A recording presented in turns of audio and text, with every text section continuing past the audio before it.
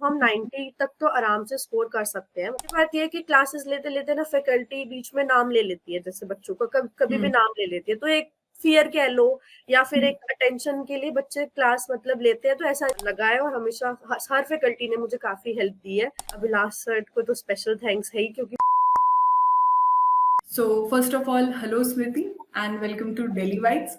जैसा कि आपने 107 मार्क्स स्कोर करा है सीटेट में, so many many congratulations for that. Thank you. Okay, so before coming to this कि आपने कैसे स्कोर करा and strategy and all, actually होता क्या है ना कि सीटेट एक क्वालिफाइंग एग्जाम है और उसमें 100+ स्कोर करना बहुत से स्टूडेंट्स नहीं कर पाते हैं और अक्सर उनका ये एक पैरामीटर तो रहता ही है कि हम 100+ स्कोर करें। तो आप मुझे एक बात बताओ कि 100+ स्कोर करने के लिए आपकी क्या कोई एक ऐसी पर्टिकुलर स्ट्रैटेजी थी डेली वाइब्स के सीटेड प्रिपरेशन बैच को ज्वाइन करने के अलावा, या फिर प्रिपरेशन बैच को आपने ज्वाइन करा, कैसे फैकल्टीज का सपोर्ट रहा, इसके बारे में थोड़ा सा आप हमारे साथ चर्चा करो स्मृति। Okay. So first of all, thank you so much to the team Delhi Bites. They helped us a lot, means a lot. मतलब उन्होंने बहुत हमें हेल्प करा सीटेट में। बाकी बात स्ट्रैटेजी की है तो वैसे तो all faculty is very nice, मतलब very good. They support us in each and everything. CTET कहाँ से स्टार्ट करना है और कहाँ तक जाना है वो हमें सब बताते हैं। बट स्ट्रैटेजी में मैं यही कहूंगी कि जो डेली वाइज जैसे कि क्लासेस में हम लेते हैं तो हम 90 तक तो आराम से स्कोर कर सकते हैं, मतलब 90+ तो हम बहुत इजीली स्कोर कर सकते हैं अगर हम रेगुलर क्लासेस ले तो। क्योंकि ये मिस्टेक ऑब्वियसली मुझसे हो चुकी है, टू बी ऑनेस्ट। मैं बोलूंगी कि मैंने ज्वाइन करा था लाइक पहले तो मैंने बहुत लीनियंट ले लिया था, मैंने क्लासेस भी ज्वाइन नहीं करी थी, बस 2-3 क्लासेस लेके मैंने छोड़ दिया था बिल्कुल। तो क्लासेस तो रेगुलर लेनी पड़ेगी, उससे 90 तक इजीली स्कोर कर सकते हैं उनके रिसोर्स मटेरियल से। बाकी अगर 100+ स्कोर करने की स्ट्रैटेजी की मैं बात करूँ तो उसमें मैं यही कहूंगी कि आप पास्ट ईयर्स अच्छे से सॉल्व करो और आपको खुद को भी टाइम देना पड़ेगा, मतलब रिसोर्स मटेरियल से तो होगा ही, but you have to give थोड़ा सा टाइम अपने पे। Okay, so Smriti coming to this कि जैसे अभी आप डेली वाइब्स के टीम के सपोर्ट के रिगार्डिंग आप चर्चा कर रहे थे, आपने बैचेस के रिगार्डिंग चर्चा करी। So tell me about your overall experience. जैसे सर कभी भी सीटेट के रिगार्डिंग कहते हैं तो सर कहते हैं कि हमारा पर्सनलाइज सपोर्ट रहता है एक एक स्टूडेंट को लेके। ठीक है, हम सिलेक्शन अश्योर करते हैं, रिकॉर्डिंग्स हम टाइम पे देते हैं, चाहे वो नोट्स वगैरह हो। तो इन सारी चीजों के रिगार्डिंग अगर मैं आपसे एक ब्रीफली मैं कहूँ कि आप जरा बताओ तो आप ये किस तरीके से बताओगे। यहाँ पे मैं एक पॉइंट ऐड करूँ, सिंस आप डेली वाइब्स के ओल्ड स्टूडेंट रहे हो, डेली वाइब्स के बीएड प्रिपरेशन बैचेस में भी आपने ज्वाइन किया था, तो इन सारी चीजों को अगर सम अप करके आपको बताना हो तो किस तरीके से आप बताओगे स्मृति।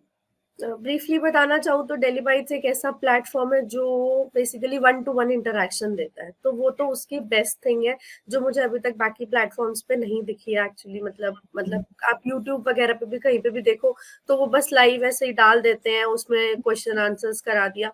बेसिकली आप अपना डाउट ना एट अ टाइम नहीं पूछ सकते। बच्चों का मेजरली यही होता है कि अगर मुझे कोई डाउट है तो मैं कल तक भूल जाऊंगी वो डाउट पढ़ते पढ़ते कुछ करते, तो मुझे एट अ टाइम ही अपना डाउट क्लियर करना है और एट अ टाइम ही उसे सॉल्व करवाना है, तभी वो मुझे हेल्पफुल या फ्रूटफुल रहेगा फ्यूचर में। अगर मैं भूल जाऊंगी तो फिर नहीं हो पाएगा। तो डेली बाइट्स का एक मोस्ट इंपॉर्टेंट जो अच्छा फीचर वो यही है कि वो 1-to-1 कनेक्टिविटी देता है, 1-to-1 इंटरेक्शन होता है। और दूसरी बात यह है कि क्लासेस लेते लेते ना फैकल्टी बीच में नाम ले लेती है, जैसे बच्चों का कभी भी नाम ले लेती है, तो एक फियर कह लो या फिर एक अटेंशन के लिए बच्चे क्लास मतलब लेते हैं। तो ऐसा नहीं है कि साइड में रख दे कि सिर्फ चल रही है क्लास सुन नहीं रहे, तो कभी भी फैकल्टी नाम ले लेगी तो आपको उस टाइम पे अटेंटिव रहना पड़ेगा। तो ये एक बहुत अच्छा फीचर है उनका। बाकी सीटेट तो चलो ठीक है, मैंने सारे बैचेस ज्वाइन करे, बीएड का भी करा था, आईपी का भी, तो मुझे हमेशा से मेरे को काफी हेल्पफुल लगा है और हमेशा हर फैकल्टी ने मुझे काफी हेल्प दी है। बाकी अभिलाष सर को तो स्पेशल थैंक्स है ही, क्योंकि वो हर उसमें मोटिवेट करते रहते हैं। बीएड के बैचेस में उन्होंने काफी मोटिवेट किया था मुझे, तो तब से मैं थोड़ा चेंज हुई हूँ। मैं पहले इतना पढ़ाई को वो करती भी नहीं थी, to be honest. Okay okay, अच्छा स्मृति, कई बारी ना अभी जैसे आपने कहा कि मॉक्स वगैरह को लेके आपको खुद को भी पढ़ाई को टाइम देना होगा, तो एक बात आप बताओ, कई बारी ना हम पढ़ाई करते करते या फिर मॉक्स में जब हम मॉक्स को जब हम ऑप्ट करते हैं या जब हम मॉक्स के लिए प्रिपेयर होते हैं, तो कभी हमारे मॉक्स में ना, अगर मैं सीटेट की मॉक की बात करूँ तो कई बारी तो हमारे मार्क्स 80s में आते हैं, कई बारी 120+ भी मॉक में चला जाता है। तो 120 प्लस आया तो चलो ठीक है, हम कंसिस्टेंट रहेंगे मोटिवेशन वाइज, लेकिन अगर 80s में मार्क्स जा रहे, 70s में जा रहे, तो कई बार ना हम खुद भी डीरेल होने लगते हैं। हम्म, कई बार ऐसा भी होता है कि नहीं चाहते हुए भी हमारे एनवायरनमेंट में कुछ अनचाहे प्रॉब्लम्स क्रिएट हो जाते हैं, जिस वजह से हमारा रेगुलर पढ़ाई खराब हो जाता है, फैमिली में कुछ दिक्कत आ गई या कोई भी XYZ पर्सनल प्रॉब्लम शुरू हो जाती है। तो अगर मैं कहूँ कि सीटेट को, क्योंकि आप बीएड फर्स्ट ईयर में जैसे ही जाते हो उसके बाद ही आप फर्स्ट सीटेट में, मतलब सीटेट का जो पेपर होता है उसमें आप अटेम्प्ट कर लेते हो या फिर उसके लिए एलिजिबल होते हो। तो और साथ में बीएड की कॉलेज भी चलती है। तो अगर मैं कहूँ इन सारी चीजों को सम अप करके कि कैसे आप सीटेट की पढ़ाई के लिए कंसिस्टेंट रह सकते हो, कि हाँ आप डिमोटिवेट भी नहीं हो रहे हो, बहुत ज्यादा हाइप अप भी चीजें नहीं हो रही, बस कंसिस्टेंटली मैं अपने से पढ़ाई कर रही हूँ, ये एक स्टूडेंट कैसे कर सकता है? टू बी ऑनेस्ट थोड़ा सा डिफिकल्ट हो जाता है, क्योंकि ऑब्वियसली हम बीएड एग्जाम्स को भी बहुत ज्यादा इंपॉर्टेंस देते हैं, कि उसमें भी हमें लगता है नहीं मार्क्स कम नहीं आने चाहिए, ऐसा ही नहीं है कि सिर्फ सीटेट ही करना है। बट ये है कि आप प्रायोरिटीज को अपने, मतलब प्रायोरिटीज को आपको मैनेज करना पड़ेगा। प्रॉब्लम सबके साथ आती है, फैमिली प्रॉब्लम भी सबके साथ होती है, हम ये नहीं कह सकते कि नहीं हम तो पूरे दिन पढ़ पाते हैं, हमें सब कुछ सपोर्ट मिलता है। ये सब प्रॉब्लम्स तो सबके साथ रहती हैं, आपको प्रायोरिटी पे रखना पड़ेगा कि हाँ ये सीटेट मेरी प्रायोरिटी है और मुझे ये कैसे भी करके निकालना है। तो थोड़ा सा टाइम आपको देना पड़ेगा। और दूसरी बात मैं बोलूँ कि सीटेट ऐसे बहुत बड़ा, बहुत ज्यादा ऐसे डिफिकल्ट एग्जाम नहीं है कि आप कहो कि नहीं हो ही नहीं सकता। बट अगर एक बच्चा सोच ले कि नहीं मुझे करना ही है, तो फिर वो हो जाता है इजीली, अगर आप सपोर्ट से और पूरा रेगुलर, अगर आप रेगुलर 1-1.5 घंटा भी पढ़ रहे हो, मतलब एकदम मन लगा के कि नहीं मुझे सीटेट के क्वेश्चंस ही करने हैं या पहले सिलेबस पूरा कंप्लीट करना है, तो वो निकल जाएगा। बट टाइम तो देना पड़ेगा, क्योंकि आप ऐसे नहीं बोल सकते कि इतना भी इजी नहीं है। मतलब उन्होंने अगर 90 मार्क्स रखा है ना, तो लाइक मुझे लगता है बहुत सोच समझ के रखा है, क्योंकि 90 लाना ना ऐसे हर किसी के बच्चे बस के बात भी नहीं है, टू बी ऑनेस्ट। और 90 ऐसे बहुत मुश्किल भी नहीं है अगर आप पढ़ो। हाँ, क्योंकि 90 इज जस्ट 60% ऑफ 150। तो वो तो आ जाता है, अगर आप मेहनत कर रहे हो, पढ़ रहे हो, तो हो जाएगा। Okay, Smriti, now coming to the this particular type question, कि अगर मैं पेडागोजी स्पेसिफिक बात करूं, कि कोई एस्पिरेंट आपकी pedagogy, if I am not wrong तो आई गेस मैथ्स है आपकी पेडागोजी, ठीक यस, है? तो अगर कोई स्टूडेंट, कोई हमारा अपकमिंग एस्पिरेंट जिसकी पेडागोजी मैथ्स है, देखो I am not comparing the subjects, but कहीं ना कहीं मैथ्स में ना थोड़ा सा कैलकुलेशन आ जाता है, और पिछले कुछ टाइम में ना सीटेट के पेपर पैटर्न में भी हमने चेंज देखा है। पहले एनसीईआरटी में अप टू 8 पूछा जाता था, अब 9th-10th के भी वो लोग क्वेश्चंस डालने लगे हैं। अगर कंटेंट की मैं बात करूं, पेडागोजी वगैरह जो भी चीजें रही हैं, तो अगर मैं आपसे पूछूं कि हमारे अपकमिंग एस्पिरेंट के लिए थोड़ा सा, अगर आप पेडागोजी स्पेसिफिक करो या पेडागोजी स्पेसिफिक आप ना भी करो, तो एक ओवरऑल मैसेज या ओवरऑल एक पर्टिकुलर टाइप की स्ट्रैटेजी, मतलब कहते हैं ना कि हाँ ये तो होनी ही चाहिए, या फिर ये बात नहीं भी रहेगी तो भी आप सीटेट क्वालिफाई कर लोगे, इस टाइप की चीजें अगर मैं आपसे चाहूँ कि हमारे अपकमिंग सीटेट एस्पिरेंट के लिए क्या रहेगी बातें, उसको अगर आप थोड़ा सा डिस्क्राइब करो स्मृति।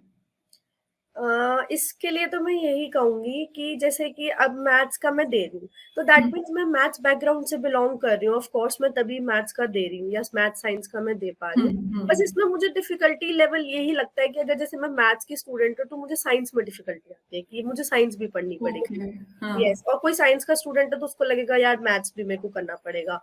सिमिलरली अगर कोई सोशल साइंस में, अगर पर्टिकुलरली कोई हिस्ट्री पॉल साइंस का है, तो वो कहेगा यार इकोनॉमिक्स ज्योग्राफी भी मुझे पढ़ना ही पड़ेगा साथ में। तो इससे तो आप नहीं छूट सकते या इससे आप पीछा नहीं छुड़ा सकते, वो तो आपको करना ही पड़ेगा। बट ओवरऑल मैं यही बोलूंगी कि अगर आप उस पर्टिकुलर पेडागोजी के बैकग्राउंड के स्टूडेंट हो, तो बेसिक्स तो होने ही चाहिए। ऑफ कोर्स अगर मैं मैथ्स की बात करूंगी, तो मैं सब्ट्रैक्शन में अगर मुझे प्रॉब्लम है या एडिशन में प्रॉब्लम है, तो मैं उसके लिए फिर मतलब हो तो जाएगा सीटेट, ऐसा नहीं है कि जिसको जो स्टार्ट बेस से एकदम स्टार्ट कर रहे हैं तो नहीं हो पाएगा, फिर भी मेहनत ज्यादा करनी पड़ेगी, मतलब हार्ड वर्क करना पड़ेगा बहुत ज्यादा। बट अगर आपके बेसिक्स क्लियर है या कुछ, तो वो हो जाएगा। दूसरी बात मैं इसमें ये जरूर ऐड करूंगी कि आप सोचो 1 महीने में या फिर 1.5 मंथ्स में मैं पूरी पेडागोजी कर लूँ, तो वो तो पॉसिबल नहीं है, क्योंकि वो बहुत वास्ट एरिया रहता है। मतलब वो एनसीईआरटी सिर्फ बोलने की बात है, एनसीईआरटी में वो कुछ भी कहीं से भी पूछ लेते हैं। ऑब्वियसली जैसे अभिलाष सर हमेशा बोलते हैं कि NCERT is red between the lines, it is very true कि वो एक एक लाइन, सोशल साइंस में तो कहीं से कुछ लाइन बना के क्वेश्चन दे देंगे और वो पता भी नहीं होगा कि ये लाइन हमने पढ़ी भी थी कि एक्चुअली ये एनसीईआरटी का क्वेश्चन है। तो इतना नहीं होता कि आप इतना सारा पढ़ लो, आपके थोड़े बेसिक्स क्लियर रहे स्टार्टिंग से। और ये जो हमारी पूरी 12 साल की पढ़ाई होती है ना एक्चुअली जो स्कूल की, वो यहाँ पे दिखती है कि मतलब अच्छा हमने ये पढ़ा था उस टाइम पे, तो हम उसको वापस से अगर रिवाइज करें ना हमें बड़ी जल्दी याद आ जाती है वो चीजें। हम पहली बार तो पढ़ नहीं रहे, अपने अपने स्कूल टाइम में भी पढ़ा है, तो हम एनसीईआरटी को अगर दोबारा देखते हैं या पढ़ते हैं तो वो चीजें वापस से रिवाइज हो जाती है।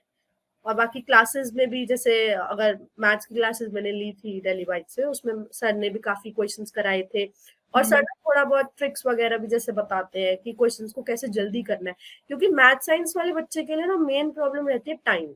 अगर उसका मैथ्स में इंटरेस्ट है और मैथ्स में बैकग्राउंड है तो वो क्वेश्चन को थोड़े बहुत कर लेता है, पर टाइम मैनेजमेंट बहुत मेजर इशू रहता है, क्योंकि मैथ्स का क्वेश्चन 1 मिनट में सॉल्व करना इज अ टास्क, वो करना मुश्किल है। All right Smriti, I think I really think कि बहुत सारी बातों को आपने क्लियर कर दिया और हमारे जो अपकमिंग एस्पिरेंट रहेंगे उन्हें इस पर्टिकुलर डिस्कशन से बहुत हेल्प मिलने वाली है.